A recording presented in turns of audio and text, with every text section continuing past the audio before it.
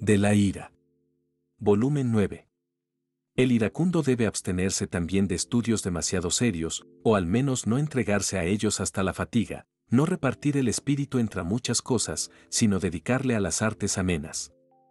Deleítese con los versos y los fabulosos relatos de la historia, trátese con dulzura y cuidados. Pitágoras calmaba a los acordes de la lira las turbulencias de su alma. Nadie, por el contrario, ignora que el clarín y la trompeta excitan, mientras que ciertos cánticos llevan tranquilidad al espíritu. El color verde conviene a los ojos débiles, y existen matices que dan descanso a la vista fatigada, en tanto que otros deslumbran con su brillo, así también los estudios agradables deleitan la mente enferma.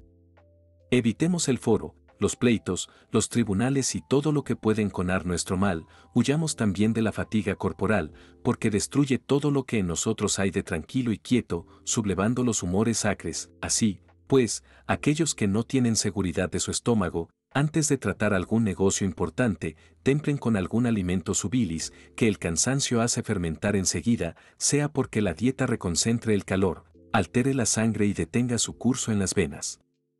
Debilitadas, sea porque la extenuación y debilidad del cuerpo embote el ánimo.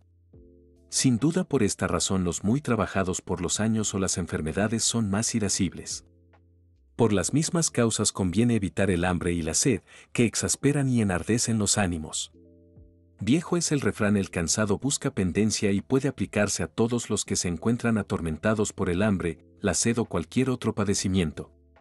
Porque así como se experimenta dolor al contacto más leve de la llaga, y hasta a la idea sola del contacto, así también se ofende de las cosas más pequeñas el espíritu enfermo, un saludo, una carta, una pregunta, a ser algunas veces motivo de porfía.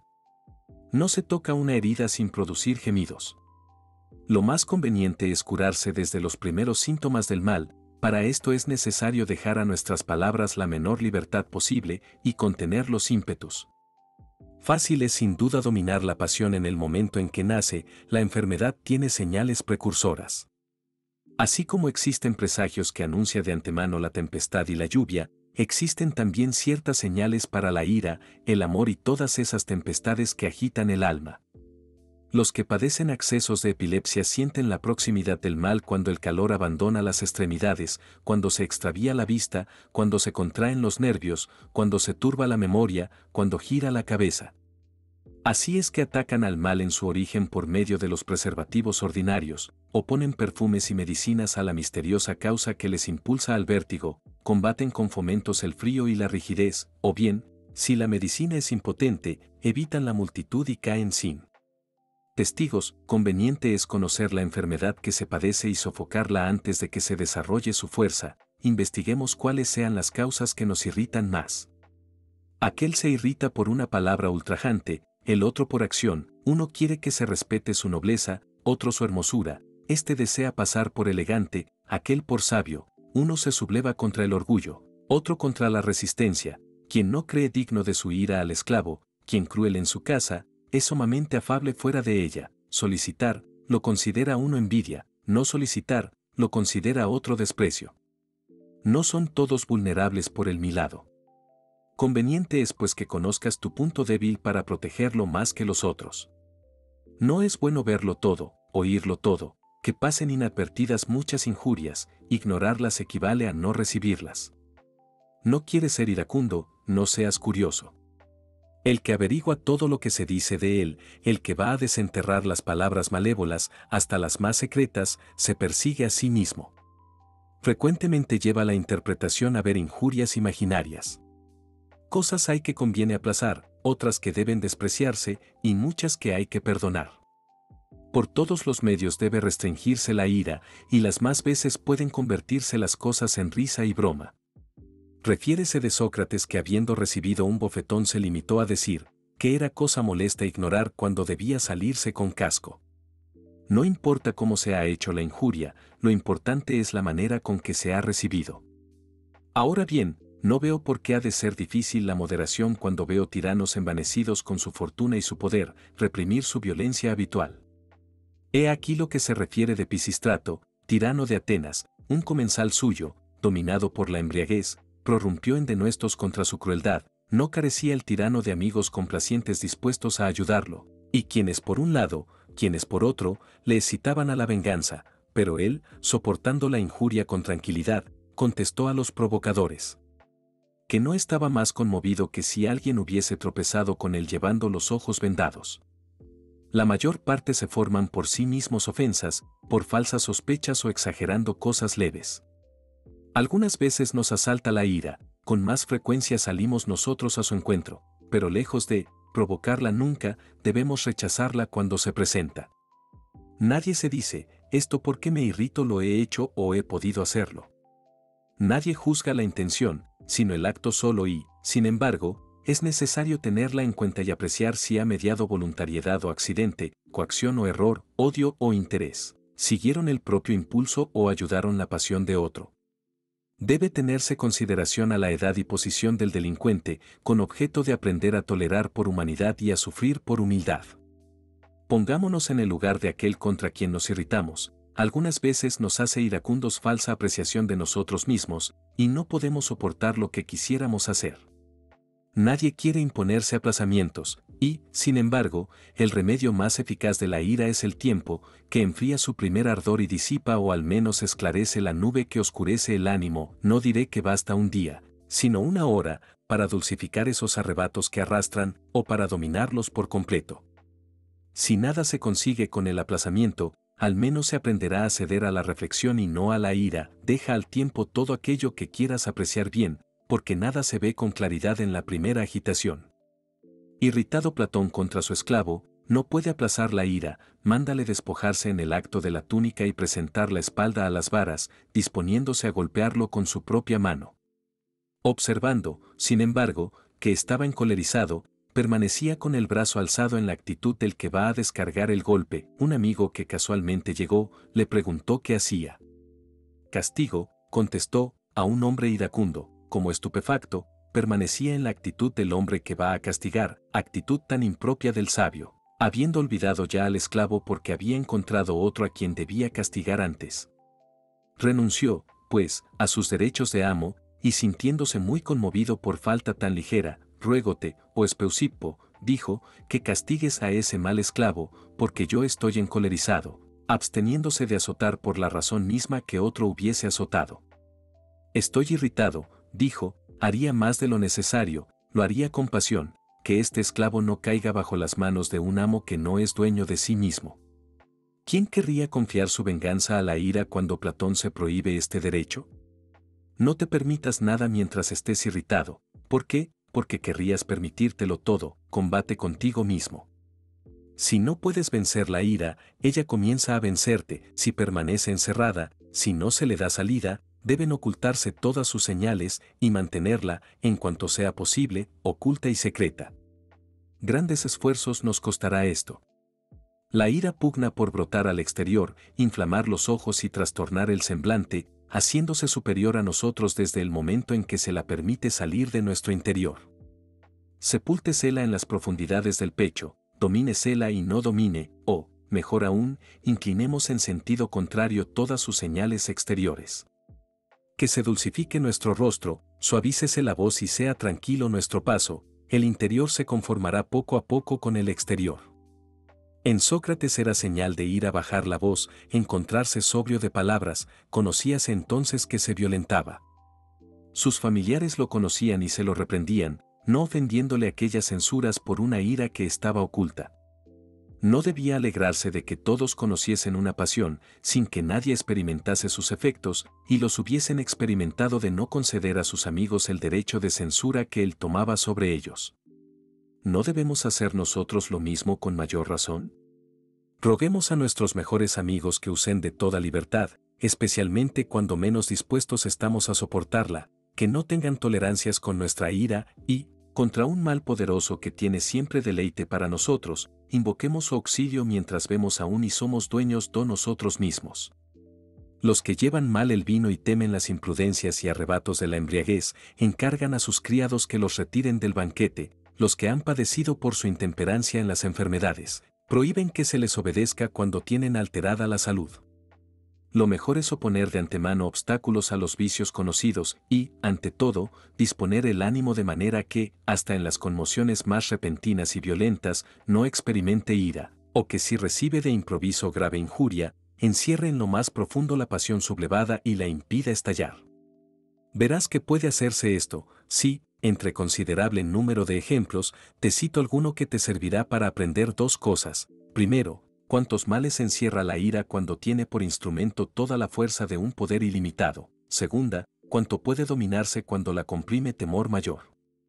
El rey Cambises era muy aficionado al vino, uno de sus favoritos, Pruejapes, le aconsejaba beber con moderación, haciéndole ver que la embriaguez era vergonzosa en un rey, que atraía la atención de todos los ojos y oídos. A esto contestó, para convencerte de que nunca pierdo la razón y de que, hasta después de beber, mis ojos y mis manos desempeñan bien sus funciones, voy a darte una prueba. Enseguida bebió más copiosamente y en copas más grandes que de ordinario, y cuando se encontraba ya repleto y vacilante, mandó al hijo de su censor que se colocase en la puerta de la sala, de pie y con la mano izquierda sobre la cabeza. Enseguida preparó el arco y atravesó, como había anunciado de antemano, el pecho del joven, abriéndole después el pecho, mostró el dardo clavado en medio del corazón y mirando al padre, ¿he tenido nunca más segura la mano?, preguntó.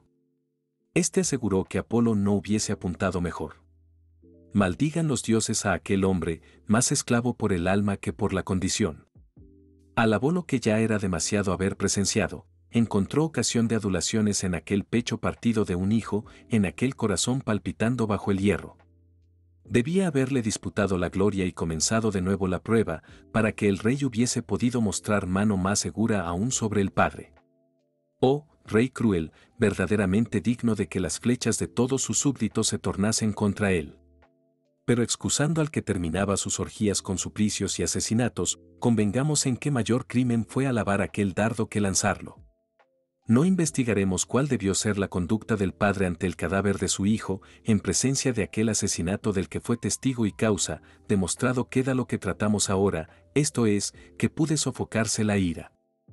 Aquel padre no profirió ni una injuria contra el rey, ni una palabra de las que arranca la desgracia, cuando tenía el corazón traspasado por la misma flecha que el de su hijo. Podrá sostenerse que tuvo razón para devorar sus palabras, porque de decir algo como hombre ultrajado, nada hubiera podido hacer después como padre. Podrá parecer, repito, que obró con más prudencia en este caso que cuando hablaba en contra de la embriaguez, porque mejor era dejar beber a aquel rey vino que sangre, mientras tenía en la mano la copa daba tregua al crimen. Así es que Pruejapes aumentará el número de aquellos que atestiguan con terribles desgracias cuánto cuestan los buenos consejos los amigos de los reyes. No dudo que tal sería el consejo que dio Harpago a su señor y rey de los persas. Ofendido éste, le hizo servir a la mesa la carne de sus hijos, preguntándole más de una vez si le agradaba el condimento. Después, cuando le vio saciado de aquella vianda de dolor, hizo presentarle las cabezas y le preguntó si estaba contento del agasajo. El desgraciado no perdió la palabra, no cerró la boca, en la mesa de un rey, dijo, todo manjar es agradable. ¿Qué ganó con esta adulación? Que no lo invitase a comer los restos. No niego a un padre que condene la acción de su rey, no te niego que busque la venganza que merece tan atroz monstruosidad, pero entre tanto deduzco que puede dominarse una ira que nace de espantosa desgracia y obligarla a tener lenguaje contrario a su naturaleza. Si es necesario dominar el resentimiento, lo es especialmente a los cortesanos y a aquellos que se sientan a la mesa de los reyes. Así es como se come con ellos, así es como se bebe, así es como se responde, necesario es reír en los propios funerales. ¿Debe pagarse tan cara la vida? Lo veremos, esta es otra cuestión. No llevaremos consuelos a calabozo tan triste, no les exhortaremos a soportar los mandatos de sus verdugos, mostrarémosles, en toda servidumbre, un camino abierto a la libertad. Si el alma está enferma y padece por sus propios vicios, por sí misma puede terminar sus miserias. Diré al que cae en manos de un tirano, cuyas saetas apuntan al corazón de sus amigos, a aquel, cuyo señor alimenta a los padres con las entrañas de sus hijos, ¿por qué gimes, insensato? ¿Por qué esperas a que un enemigo acuda a vengarte con la ruina de tu país, o a que llegue poderoso rey de lejanas comarcas? A cualquier parte que mires encontrarás fin a tus males. Ves aquel precipicio, por allí se baja a la libertad.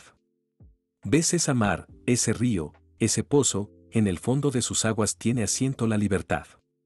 Ves aquel árbol pequeño, retorcido, siniestro, en él está suspendida la libertad. Ves tu cuello, tu garganta, tu corazón, salidas son para huir de la esclavitud. Pero te mostramos caminos demasiado penosos y que exigen mucho valor y fuerza. Buscas fácil vía a la libertad, en cada vena de tu cuerpo la tienes. Aunque no encontramos nada tan intolerable que nos haga repudiar la existencia, en cualquier estado en que nos encontremos, rechacemos la ira. Perniciosa es para los que obedecen, porque la indignación aumenta los tormentos y los mandatos son tanto más pesados, cuanto con mayor impaciencia se les soporta. Así es que la fiera que lucha, aprieta el lazo, el pájaro que se remueve y agita, se extiende el visco por las plumas. No hay yugo tan estrecho que no hiera menos al que lo arrastra que al que lo rechaza. El único alivio para los grandes males es la paciencia y sumisión a las necesidades. Pero sí es útil a los que obedecen contener sus pasiones, y especialmente, esta tan furiosa y desenfrenada, más útil es todavía a los reyes. Todo está perdido cuando la fortuna permite realizar lo que aconseja la ira, y el poder que se ejerce en detrimento de considerable número, no puede durar mucho, y peligra en cuanto el terror común reúne a aquellos que separadamente sufrían. Muchos tiranos han perecido, ora a manos de un hombre solo, ora a las de un pueblo entero, al que el dolor público obligaba a hacerse un arma de todas las iras. Y cuántos, sin embargo, han usado la ira como privilegio de su poder. Testigo es Darío, que una vez derribado Mago, fue el primer llamado al trono de Persia y de mucha parte del Oriente. Como hubiese declarado la guerra a los citas, que lo estrechaban por el lado oriental, el noble anciano Oebaso le suplicó le dejase uno de sus 3 hilos para consuelo de su paternidad, y se quedase con los otros 2 a su servicio. Prometiendo el rey más de lo que se le pedía, contestó que se los enviaría, y haciéndoles matar delante de su padre, se los entregó. Muy cruel habría sido si se los hubiese llevado. ¿Fue más clemente Xerxes? Pitio, padre de 5 hijos, le pidió la exención de uno de ellos, y le permitió elegir el que quisiese. Después hizo partir por medio al elegido, colocando cada mitad en un lado del camino, siendo esta la víctima lustral del ejército. Por esto tuvo la suerte que merecía, vencido y agobiado por todos lados, vio desaparecer los restos de su poder y volvió por en medio de los cadáveres de los suyos. Esta ferocidad en la ira es propia de los reyes bárbaros, en quienes no ha penetrado instrucción ni cultura literaria. Pero te presentaré, saliendo de las manos de Aristóteles, a Alejandro, que mata con su propia mano, en medio del festín, a su querido Clito, compañero suyo de la infancia, que se mostraba poco dispuesto a adularle y a pasar de la libertad macedoniana a la esclavitud persa. Lisimaco, que le era igualmente querido, fue expuesto a la ferocidad de un león. ¿Y acaso este Lisimaco, que por tan rara fortuna escapó de las mandíbulas del león, fue más benigno cuando llegó a reinar? Mutiló a su amigo Telesforo de Rodas, haciéndole cortar la nariz y las orejas, guardándole por mucho tiempo en una jaula como a animal nuevo y extraordinario. Aquel rostro destruido, deforme, nada tenía del aspecto humano. Añade a esto los tormentos del hambre y la repugnante suciedad de aquel cuerpo, que se arrastraba sobre su propio excremento, con las rodillas y las callosas manos que lo estrecho de la prisión convertía en pies, los costados llenos de llagas por el roce, espectáculo espantoso y terrible a la vista. El suplicio había hecho de aquel hombre un monstruo que repelía hasta la compasión. Sin embargo, por desemejante que fuese del hombre el que tales penas padecía, más desemejante aún era el que las mandaba. Ojalá que tales ejemplos solamente se encontrasen entre extranjeros y que su crueldad no hubiese trascendido a las costumbres romanas con la barbarie de los suplicios y de las venganzas. A Mario, a quien el pueblo había alzado en todas las encrucijadas estatuas a las que se dirigían plegarias con libaciones e incienso, Sila mandó romperle las piernas, sacarle los ojos, cortarle las manos, y, como si hubiese de sufrir tantas muertes como heridas, fue desgarrado lentamente por todas las articulaciones. ¿Quién era el ejecutor de estas órdenes? ¿Quién sino Catiline, que ejercitaba ya la mano en todos los crímenes? Este mismo despedazaba a Mario ante la tumba de Catulo, ultrajando así en sus cenizas al hombre más afable, y sobre aquellas cenizas cayó gota a gota la sangre de un hombre de funesto ejemplo, pero popular, y que antes fue demasiado querido que indigno de serlo. Sin duda merecía Mario aquel suplicio, Sila mandarlo y Catilín ejecutarlo, pero la República no merecía que le clavasen la espada en el pecho sus enemigos y sus vengadores a la vez. ¿Mas por qué buscar ejemplos antiguos? En otro tiempo mandó César, en el mismo día, azotar a Sexto Pepino, hijo de varón consular, a Betilien Vaso, cuestor suyo e hijo de su intendente, y a otros muchos, caballeros romanos o senadores, sometiéndoles después a la tortura, no para interrogarles, sino para divertirse. Enseguida, impaciente por todo lo que aplazaba sus placeres, que las exigencias de su crueldad pedían sin tregua, paseando entre las alamedas del jardín de su madre, que se extiende entre el pórtico y la ribera, hizo llevar algunas víctimas de aquellas con matronas y otros senadores, para decapitarles a la luz de las antorchas. ¿Quién le instaba? ¿De qué peligro público o privado lo amenazaba una sola noche? ¿Qué le importaba, en fin, esperar la luz para no matar con sandalias a los senadores del pueblo romano?